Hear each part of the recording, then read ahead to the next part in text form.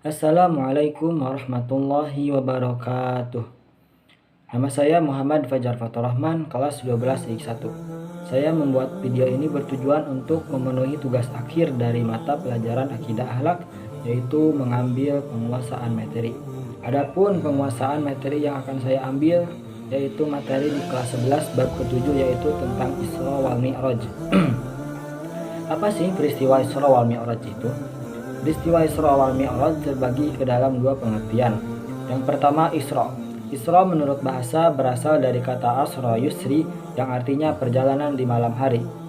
Sebagaimana yang tercantum di dalam Quran surat Ad-Dukhan ayat ke-23, yaitu yang berbunyi Bismillahirrahmanirrahim.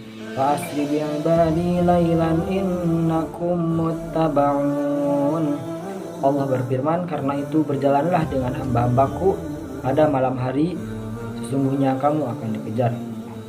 Sedangkan secara istilah, Isra adalah perjalanan Nabi Muhammad dari Masjidil Haram yang ada di Mekah ke Masjidil Aqsa yang ada di Palestina dalam waktu yang relatif singkat.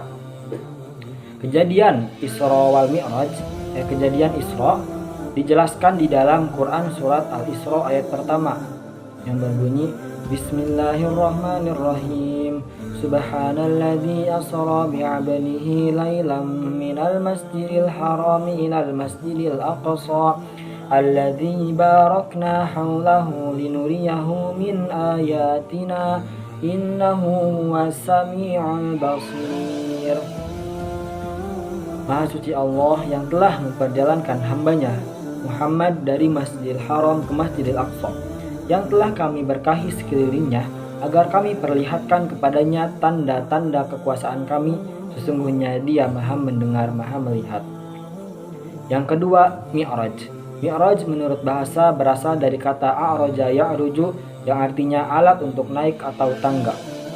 Sesuai yang tercantum di dalam Quran surat Al-Ma'arij ayat ketiga, yaitu Bismillahirrahmanirrahim. Minallahi dzil ma'arij. Dari Allah yang memiliki tempat-tempat naik. Secara istilah, Mi'raj adalah naiknya Nabi Muhammad dari Masjidil Aqsa ke langit ke-7 sampai ke Sidratul Muntaha untuk menerima wahyu tentang perintah sholat. Di dalam Al-Quran tidak ada ayat yang menjelaskan tentang Mi'raj secara eksplisit. Namun para ulama bersepakat bahwa Quran surat An-Najm ayat ke-13 sampai 15 merupakan hujjah dari peristiwa Mi'raj. Adapun ayatnya yang berbunyi Bismillahirrahmanirrahim. Walaqad ra'ahu nazlatan ukhra 'inda sidratil muntaha 'indaha jannatul ma'wa.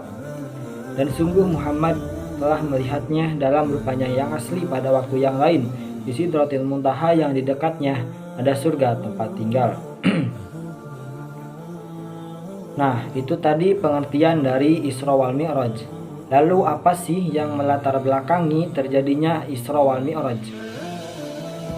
Pada tahun ke-12 kenabian Rasulullah merupakan tahun-tahun yang dipenuhi berbagai ujian, atau biasanya yang disebut dengan Amul Huzni, tahun kesedihan. Nabi Muhammad harus menghadapi masyarakat primitif penganut paganisme.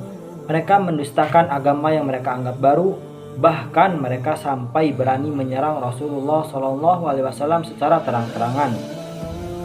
Masuknya Umar bin Khattab ke dalam Islam merupakan angin segar bagi Rasulullah. Namun hal tersebut menjadikan kaum Quraisy menjadi marah dan mereka melakukan segala daya upaya untuk menyerang Rasulullah. Tetapi hal tersebut sia-sia karena ada paman Nabi Muhammad, yaitu Abu Thalib, yang selalu bersedia untuk melindungi Rasulullah. Karena Abu Thalib pamannya sangat berwibawa, dihormati dan ditakuti.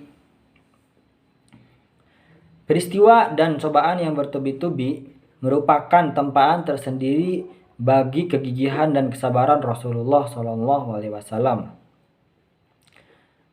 Pada tahun ke-12 kenabian, istri Nabi Muhammad, yaitu Sayyidah Khadijah, dan pamannya Abu Thalib meninggal dunia. Istrinya sebagai pendamping dalam perjuangan dan pamannya sebagai pelindung harus meninggalkan Nabi Muhammad, dan Nabi Muhammad menjadi sangat sedih. Kemudian para ulama bersepakat bahwa kematian dua orang yang sangat dicintai oleh Rasul itulah yang menjadi latar belakang terjadinya Isra wal Mi'raj. Kemudian setelah kita mengetahui pengertian dan latar belakang terjadinya peristiwa Isra wal Mi'raj, yang terakhir adalah apa sih hikmah yang harus kita ambil atau implementasi apa yang harus kita dapatkan dari peristiwa Isra wal Mi'raj. Yang pertama, pembuktian kekuasaan Allah. Allah membuktikan bahwa manusia dengan kebesaran dan pertolongannya dapat melakukan segala apapun hal yang tidak mungkin karena Allah Maha Kuasa.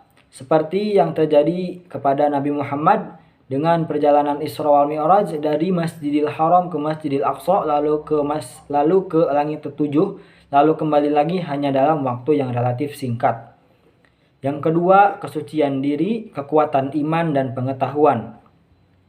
Rasulullah sebelum berangkat, maka hati beliau dibasuh dan diisi dengan iman. Ini menggambarkan atau menjelaskan kepada kita bahwa kita sebelum memulai sesuatu atau sebelum memulai perjalanan, sebelum berikhtiar, alangkah baiknya kita membersihkan hati dan mengisinya dengan niat dan hati yang benar, dengan niat dan iman yang benar. Lalu yang ketiga, memimpin dalam segala bidang. Rasulullah dalam peristiwa Isra Mi'raj diangkat sebagai imam dengan para nabi yang lain sebagai makmumnya.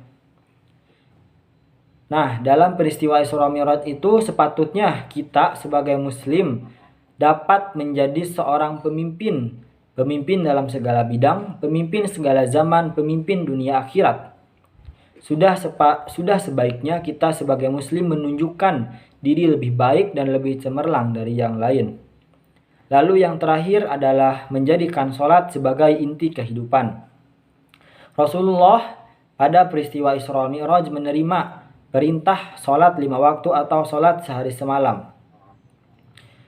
Sehingga segala kesibukan apapun di dunia ini hanya untuk ditunjukkan kepada Allah dan untuk penyembahan dan beribadah kepada Allah Subhanahu wa Ta'ala.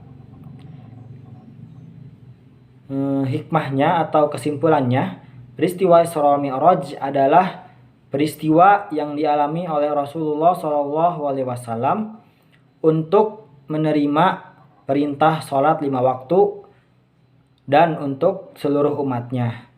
Maka sebaiknya kita memperbaiki sholat kita karena hal itu adalah kewajiban kita sebagai seorang muslim. Cukup sekian apa yang saya sampaikan. Mohon maaf bila ada kesalahan. Wassalamualaikum warahmatullahi wabarakatuh.